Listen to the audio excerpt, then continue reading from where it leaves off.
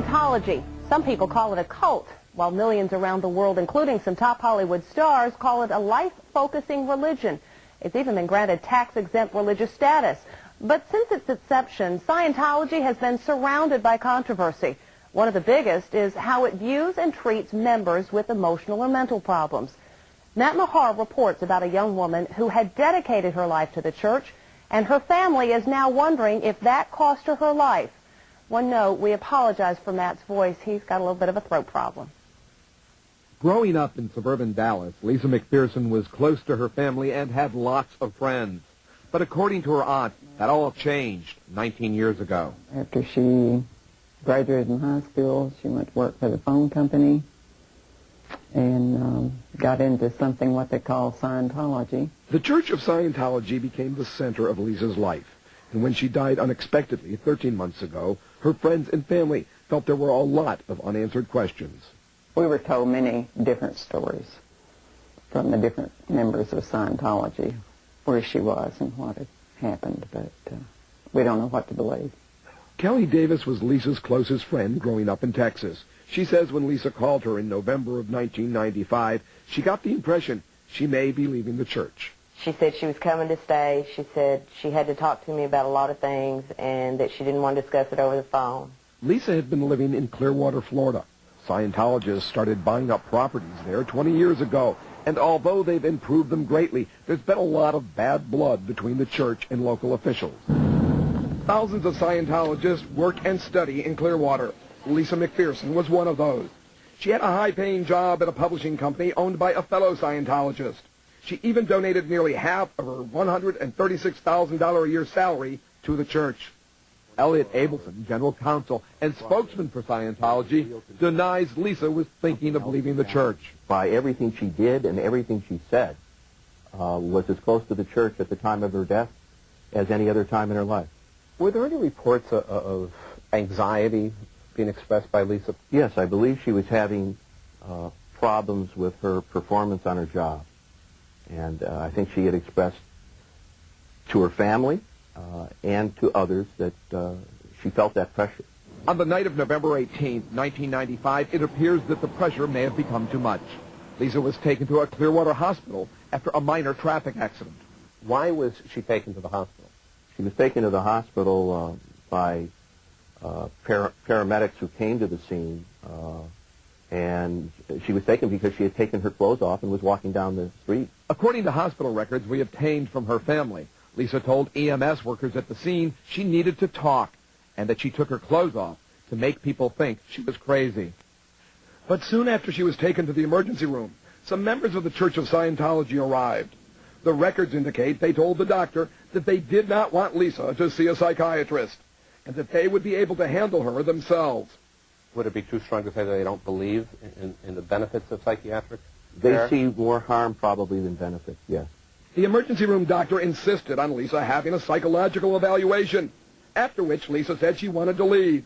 And according to hospital records, her Scientologist friends said they would take care of her 24 hours a day. She signed herself out against doctor's orders. It's my understanding from the investigators that the attending physician in the emergency room counseled her that she should probably stay for observation. After Lisa signed herself out of a hospital, she didn't go back to her apartment. She came here to the old Fort Harrison Hotel, the church's spiritual headquarters in downtown Clearwater. Church officials say Lisa requested to come here for rest and relaxation. But 17 days later, with bruises and abrasions on her arms and legs and having lost a great deal of weight, Lisa was taken to another hospital. This time, she was dead on arrival. A short time thereafter, we found out from the Pinellas Pasco medical examiner that her death was not from natural causes. So we've been investigating her death as that of a suspicious death for over a year now. There has been a war of harassment on the part of the Clearwater PD against the church. We believe that this story wouldn't be a story if Lisa hadn't been a Scientologist. Abelson also challenges the competency of the ME's office and says it conspired with the police when it issued this autopsy. They have absolutely no basis to say that she didn't die of natural causes. How do you know that? Because I've read the autopsy report. The autopsy, given to us by Lisa's family, says she died of a blood clot in her heart. But look at the cause of the clot: bed rest and severe dehydration. This is the most severe case of dehydration I've ever seen. Dr. Joan Wood, the Pinellas County medical examiner, spoke to us after we interviewed Mr. Abelson. Dr. Wood says while dying of a blood clot is a natural cause, what led up to it, Lisa's severe dehydration, was not. She says tests performed during the autopsy indicate Lisa McPherson went at least 5 days without any liquids. 5 days, you think she went without liquids? I think 5 to 10 is reasonable. It may have been 17. What could possibly explain that? I think there's several possibilities. The first is that she refused to eat or drink. Perhaps she was deprived of food and water. Because if you've ever been thirsty, you know how powerful that thirst drive is. She rested. She slept a lot. Nothing unusual, really, until the end of her stay. She did get food, water. Obviously, people talked to her. But she got rest and relaxation. But later in our interview, Mr. Abelson does refer to something unusual. But it was something very unusual to see this charming 36-year-old woman hitting the wall. With her body? No, with her fist. While Scientologists don't believe in psychiatric care, they do have their own methods for dealing with members who are having what they call psychotic breaks. Their teachings call for isolating members who they believe are a danger to themselves or others. There was no instruction to isolate Lisa, was there? No, absolutely not. That was Lisa's wish. And she was free to come and go? She was free to come and go. Abelson says Lisa became physically ill very suddenly, and it wasn't until the last 24 hours of her life that the people around her had reason to be alarmed. She lost a lot of fluids at that time. There certainly wasn't enough of a weight loss for anyone to suggest that she be taken to the hospital earlier than the last 24 hours. You don't deteriorate the way Lisa McPherson did in a day or two, do you? No, absolutely not. On the evening of December 5th, Lisa was finally driven to a hospital by Scientology staffers in a church van.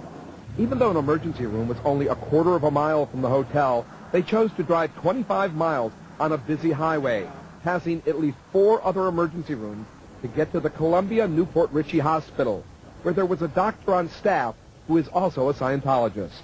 And had they called him, do you know? Yes. And did they describe symptoms to him? In a very general way. And this doctor recommended that she come to that hospital? Yes. He said, get her here immediately. According to hospital records, the Scientologist who drove Lisa said she stopped breathing just as they approached the hospital. Doesn't common sense dictate to you that they would have called an ambulance? I think I can't apply my common sense to the situation because I wasn't there. These were adults, weren't they? Certainly they were adults. Educated people? And certainly the fastest way to get her to the doctor was call an ambulance. To put her in a van and drive her. You have a woman who's dehydrated. She's got severe diarrhea. She's had excessive weight loss, and she's going in and out of consciousness. But she's sleepy.